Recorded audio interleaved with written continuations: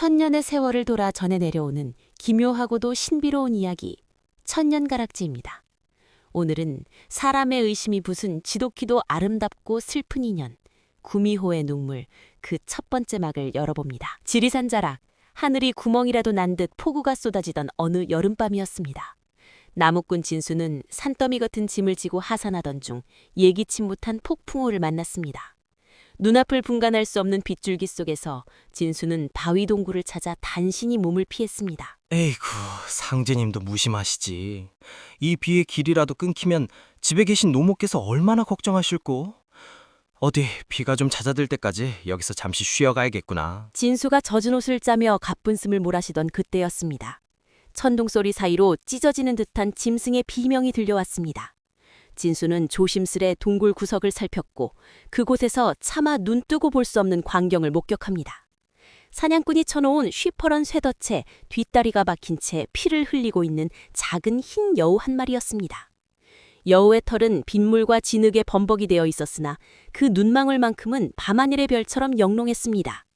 여우는 살려달라는 듯 애처롭게 진수를 바라보았습니다. 심성이 비단결 같던 진수는 차마 발길이 떨어지지 않았습니다. 에이구, 가엾기도 해라. 어쩌다 이런 험한 것에 걸렸느냐. 내 비록 가난한 나무꾼이나 내 목숨 하나 구하는 걸 주저하진 않으마. 자, 조금만 참거라. 이놈의 쇠붙이가 아주 단단히도 물었구나. 진수는 떨리는 손으로 날카로운 쇠덫을 벌리기 시작했습니다.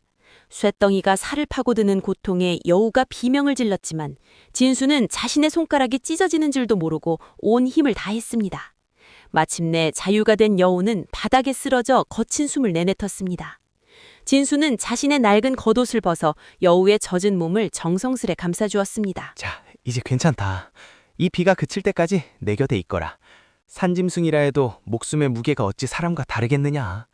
부디 무사히 살아서 내 굴로 돌아가렴. 진수는 밤새 여우의 상처를 보살펴주고 자신의 체온을 나눠주었습니다. 여우는 진수의 품 안에서 떨림을 멈추고 깊은 잠에 들었습니다. 하지만 진수는 알지 못했습니다.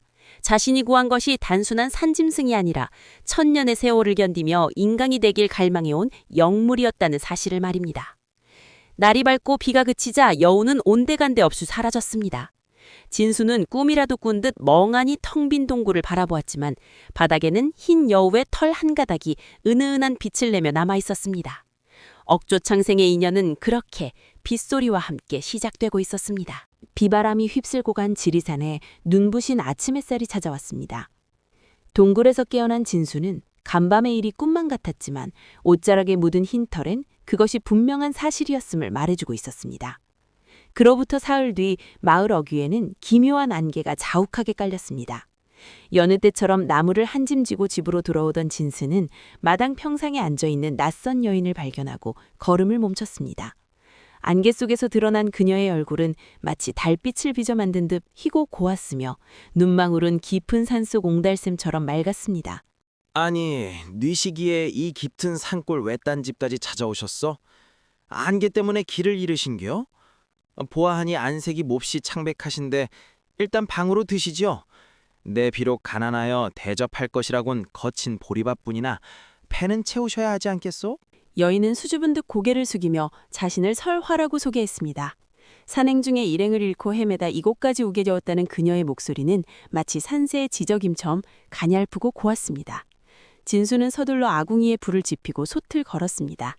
여인은 진수의 투박하지만 정성어린 손길을 가만히 지켜보더니 식사를 마친 뒤 해진 옷자락을 가져오라 청하며 정성스럽게 바느질을 시작했습니다.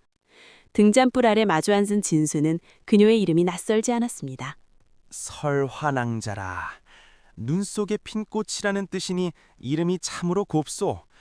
그런데 말이요, 낭자를 보고 있자니 사흘 전 동굴에서 본 그 흰 여우의 깨끗한 털빛이 자꾸만 떠오르는구려.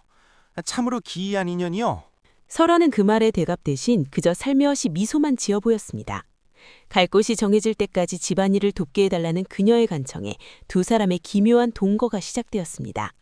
설화가 온 뒤로 진수의 집에는 향긋한 꽃내음이 끊이지 않았고 진수가 베어온 나무는 장터에서 평소보다 훨씬 비싼 값에 팔려나갔습니다.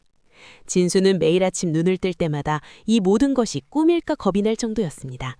설아 낭자가 우리 집에 온 뒤로 집안에 생기가 도는그려. 내 평생 이런 복을 누려도 되는 것인지 모르겠어. 낭자는 마치 하늘에서 내려온 선녀 같구려. 하지만 진수는 알지 못했습니다. 미소 짓는 서로의 눈빛 속에 형언할 수 없는 슬픔과 간절함이 서려 있다는 사실을 말입니다. 자신을 구해준 남편을 향한 진심 어린 사랑, 그리고 인간이 되고 싶은 천년의 욕망, 그 아슬아슬하고도 신비로운 이야기가 깊어지고 있었습니다. 설아가 진수의 집에 머문 지도 어느덧 석 달이 흘렀습니다. 두 사람은 산골 마을 사람들의 부러움을 한몸에 받는 부부가 되었고 진수의 집안 형편은 날로 좋아졌습니다. 그러던 어느 날 밤, 설아는 평소보다 사뭇 진지한 표정으로 진수의 손을 맞잡았습니다. 그녀는 이제 딱 열흘만 지나면 영원히 함께할 수 있는 진정한 부부가 될 것이라며 한 가지 간곡한 부탁을 건넸습니다. 오늘부터 열흘 동안 밤마다 자신이 뒷마당 작은 정자에서 무엇을 하든 절대 문을 열어보거나 가까이 오지 말아달라는 약속이었죠. 만약 이 약속을 어긴다면 자신은 안개처럼 사라져 다시는 돌아올 수 없다는 서글픈 경고와 함께였습니다. 설아 부인, 지금도 충분히 행복한데 영원히 함께라니 이보다 더 기쁜 소식이 어디 있겠소. 그런데 표정이 왜 그리 어둡소? 허허, 그 약속이 무에 그리 어렵겠어.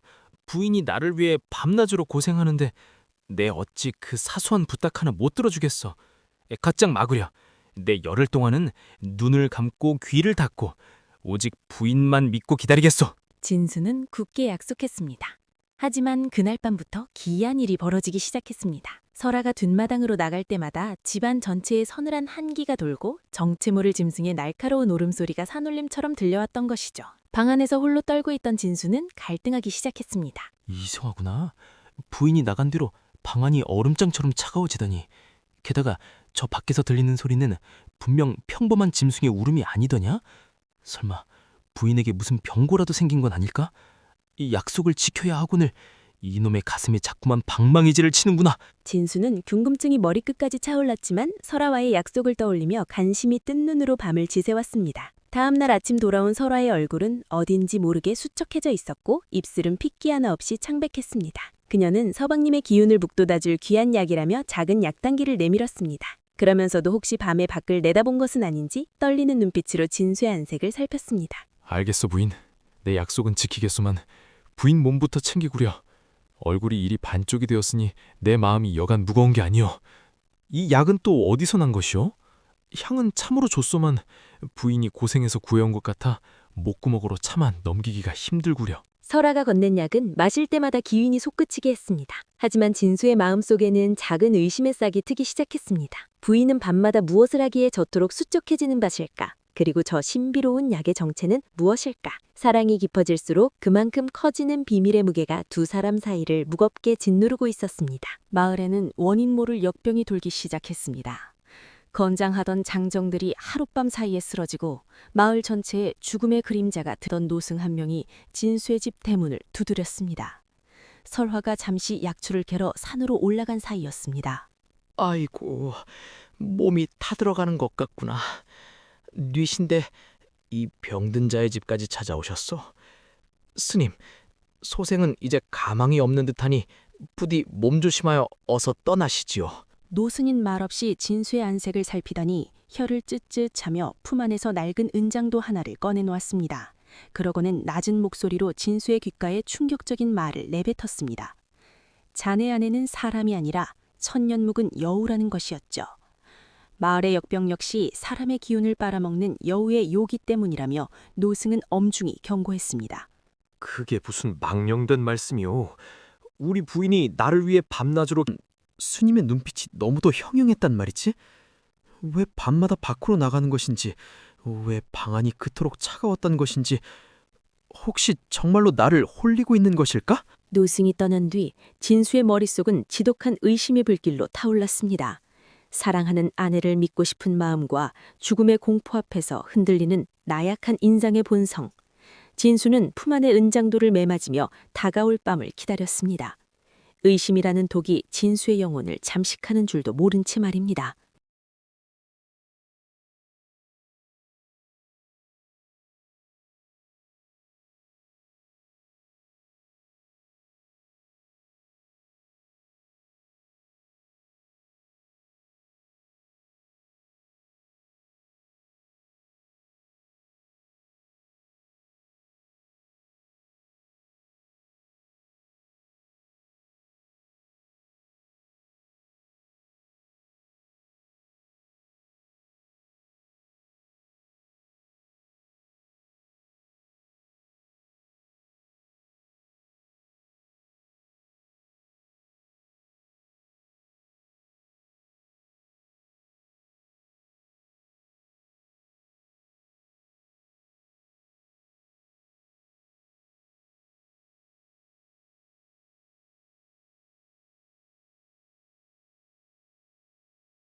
해는 뉘엿뉘엿 지고 산 그림자가 진수의 마당을 집어삼켰습니다. 약초를 캐서 돌아온 설화는 평소보다 더 수척해진 모습이었지만 정성껏 약을 다려 진수의 방으로 들고 왔습니다. 하지만 진수의 눈에는 이제 아내의 헌신이 아닌 노승이 남긴 의심의 그림자만 보일 뿐이었습니다. 설아가 건네는 약탕기에서 피어오르는 김이 마치 여우의 요기처럼 서늘하게 느껴졌습니다. 부인, 고생이 많았어. 그런데 오늘따라 그 약의 냄새가 유독 비릿하게 느껴지는구려. 이 약엔 대체 무엇이 들어간 것이오? 그저 산속의 약초뿐이라고 하기엔 내 몸이 나날이 차가워지는 것 같아 무섭소. 설아는 진수의 차가워진 말투에 움찔하며 고개를 숙였습니다. 그녀는 그저 서방님의 기운이 쇠하여 그런 것이니 조금만 더 믿어달라며 간곡히 말할 뿐이었죠. 깊은 밤이 되자 설아는 어김없이 자리에서 일어나 조심스레 방을 나섰습니다. 진수는 잠든 척 숨을 죽이고 있다가 문바람 소리가 잦아들자 품속의 은장도를 움켜쥐고 몸을 일으켰습니다. 오늘이 마지막 열흘째라 했지. 이 문을 열면 안개처럼 사라질 것이라 협박하던 그 말도 사실은 자신의 정체를 감추기 위한 술수였던가. 부인, 내 오늘 밤만큼은 당신의 그 비밀을 끝까지 확인해야겠어. 진수는 신발도 신지 않은 채 맨발로 뒷바당을 향했습니다. 달빛조차 구름에 가려 보이지 않는 캄캄한 밤, 정자 쪽에서 기묘한 푸른 빛이 새어나오고 있었습니다. 가까이 다가갈수록 비릿한 냄새가 코를 찔렀고 뭔가 뼈를 깎는 듯한 기분 나쁜 소리가 들려왔습니다. 진수의 손은 공포와 배신감으로 부들부들 떨리기 시작했습니다. 저 안에서 무엇을 하고 있는 기야? 정말 그 스님의 말대로 나를 잡아먹으려 준비하는 것인가? 열흘만 참으면 사람이 된다는 그 말도 결국 나를 완전히 홀리기 위한 거짓이었던 건가? 진수는 정자의 문틈으로 눈을 가져갔습니다. 그 순간 구름 뒤에 숨어있던 달이 얼굴을 내밀며 정자 안을 비추었습니다. 진수는 자신의 눈을 의심하며 비명을 지를 뻔했습니다. 그곳엔 곱디고 온 아내 설아의 모습은 온데난데 없고 허공을 향해 기묘한 춤을 추고 있는 거대한 짐승의 실루엣을 보였기 때문입니다. 정자의 문틈 사이로 새어나오는 푸른 빛은 기괴하기 짝이 없었습니다. 진수는 숨을 죽인 채 안을 들여다보았고 그곳에서 본 광경에 심장이 멎는 듯한 충격을 받았습니다. 단아했던 아내 설화의 옷자락은 바닥에 팽개쳐져 있었고 그 자리엔 사람의 형상을 반쯤 잃어버린 거대한 짐승이 앉아 있었습니다. 등 뒤로는 9개의 하얀 꼬리가 마치 살아있는 뱀처럼 꿈틀거리며 허공을 휘젓고 있었죠. 저것이 분명 내 아내란 말이냐? 노승의 말이 한치도 틀리지 않았구나. 천년 묵은 여우가 내 집방석에 앉아 나를 잡아먹을 궁리를 하고 있었어. 내 손으로 이 요물을 처단하고 말르라! 분노와 공포에 눈이 먼 진수는 정자의 문을 박차고 뛰어들어갔습니다. 설화가 깜짝 놀라 뒤를 돌아보는 순간 진수의 손을 떠난 은장도가 날카로운 소리를 내며 날아갔습니다. 쇠붙이가 살을 파고드는 둔탁한 소리와 함께 푸른빛이 감돌던 정자 안은 순식간에 핏빛으로 물들기 시작했습니다.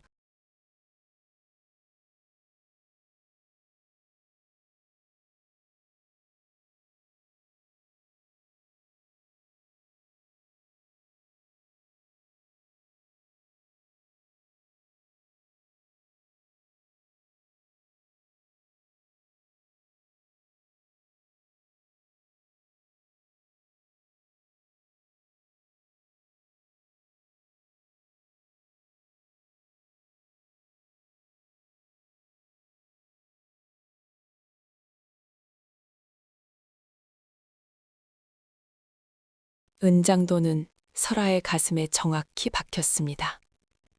짐승의 괴성이 터져나올 것이라 예상했던 것과 달리 정자 안에는 고요하고도 처절한 여인의 비명만이 울려 퍼졌습니다. 그와 동시에 9개의 꼬리와 거대한 여우의 형상이 안개처럼 걷히더니 피를 흘리며 쓰러진 설아의 본 모습이 드러났습니다. 진수는 승리감 대신 알 수 없는 불안감에 휩싸여 엎어진 솥단지를 확인했습니다. 그런데 그 안에서 쏟아진 것은 사람의 간이나 전기가 아니라 진수가 그토록 찾아 헤매던 설아의 보물, 여우구슬이었습니다. 아니, 이것은 부인의 구슬이 아니냐? 왜 이것이 소단에서 끓고 있단 말이냐? 설마 스님이 말한 요물이 사람이 되기 위한 약이 아니라 나를 위한 것이었단 말이냐? 설아는 가슴에 박힌 칼을 움켜쥔 채 피 섞인 숨을 내뱉었습니다. 그녀는 원망 섞인 눈 대신 눈물로 범벅이 된 애초로운 눈빛으로 진수를 바라보았습니다. 이제 단 몇 시간만 지나면 천년의 세월을 채우고 인간이 될 수 있었으나 남편의 의심이 서린 칼날은 그녀의 꿈뿐만 아니라 목숨마저 끊어놓고 있었습니다. 부인, 정신 차려보시오. 내가 큰 실수를 한 것이오. 부인, 제발 말 좀 해보시오. 이 구슬을 왜 녹이고 있었던 거요? 설아는 가늘게 떨리는 손으로 진수의 뼈목을 만졌습니다. 그녀는 마지막 힘을 다해 진실을 고백했습니다. 마을의 역병은 여우 때문이 아니라 산신의 노여움이었고 그녀는 남편을 살리기 위해 자신의 영생이 담긴 구슬을 녹여 약을 만들고 있었던 것이죠. 천년을 기다려온 인간의 꿈을 포기하고 오직 남편의 목숨을 구하기 위해 자신의 심장과도 같은 구슬을 다리고 있었던 겁니다. 아, 내가 무슨 짓을 한 것인가? 나를 위해 모든 것을 내어준 사람을 내 손으로 죽이다니. 부인, 내가 잘못했어. 제발 눈 좀 떠보시오. 스님의 말에 눈이 멀어 당신의 진심을 보지 못했어. 설아의 참회에도 불구하고 설아의 몸은 점점 투명해지기 시작했습니다. 약속을 어긴 대가, 그리고 인간의 무기가 영물의 가슴을 꿰뚫은 대가는 가혹했습니다. 설아는 차가워지는 손으로 진수의 손에 끼워져 있던 낡은 가락지를 매만졌습니다. 그리고 마지막 눈물 한 방울을 그 위에 떨어뜨렸습니다. 설아의 몸은 새벽 안개처럼 서서히 흩어지기 시작했습니다. 진수가 절규하며 그녀를 붙잡으려 했지만 손바닥에는 오직 차가운 감공기만이 스칠 뿐이었죠. 설아는 마지막 순간 슬픔보다는 안도감이 서린 미소를 지었습니다. 자신이 죽어감으로써 녹여낸 여우구살의 기운이 진수의 몸속으로 스며들어 역병의 기운을 완전히 씻어내는 것을 보았기 때문입니다. 부인, 안 돼요. 나를 두고 어디로 간단 말이오. 이 어리석은 놈을 벌하고 차라리 내 목숨을 걷어가시오. 내가 죽일 놈이오. 내가 당신의 천년 세월을 망쳐버렸소. 진수의 통곡 소리가 적막한 산등성이를 울렸습니다. 하지만 설화는 대답 대신 진수의 손가락 위에 끼워져 있던 낡은 나무 가락지를 응시했습니다. 그녀의 마지막 눈물 한 방울이 그 가락지에 닿는 순간 투박했던 나무는 영롱한 빛을 내는 옷가락지로 변했습니다. 그것은 천년을 기다린 여우가 인간에게 남긴 마지막 사랑의 증표이자 다시는 돌아올 수 없는 이별의 신호였습니다. 가락지, 이것이 부인의 눈물이란 말이요. 아, 이 차가운 옥 속에 당신의 따뜻했던 마음이 갇혀버렸구려. 내 평생 이 가락지를 빼지 않고 당신을 기다리겠소. 내 죄를 씻는 길은 오직 이것뿐이요. 동이 터우자 정자 안에는 핏자국 하나 남지 않았습니다. 마을의 역병은 씻은 듯이 나았고 사람들은 다시 활기를 찾았지만 진수는 그날 이후 산 아래로 내려오지 않았습니다. 그는 설아와 함께 살던 그 외딴 집에서 홀로 늙어갔습니다. 밤마다 달빛이 비치는 정자에 앉아 손가락에 낀 옷가락지를 쓰다듬으며 보이지 않는 누군가와 대화를 나누곤 했지요. 부인, 오늘 밤 달이 참으로 밝구려. 당신이 처음 나를 찾아왔던 그날처럼 안개가 자욱하오. 내 비록 눈이 멀고 귀가 먹어도 당신이 흰 여우가 되어 내 곁을 맴도는 걸 알고 있소. 부디 다음 생에는 의심 없는 세상에서 사람으로 만나 천년 만년 함께 사십시다. 세월이 흘러 진수가 세상을 떠나던 날 마을 사람들은 그의 방 안에서 기이한 광경을 목격했습니다. 늙은 나무꾼의 시신 곁에는 눈처럼 하얀 털을 가진 여우 한 마리가 슬프게 울고 있었고 진수의 손등 위에는 눈물로 빚은 듯한 옷가락지가 여전히 은은한 빛을 내고 있었죠. 사람의 의심은 천년의 탑을 무너뜨렸지만 요물의 사랑은 가락지가 되어 영원히 전해 내려오고 있습니다.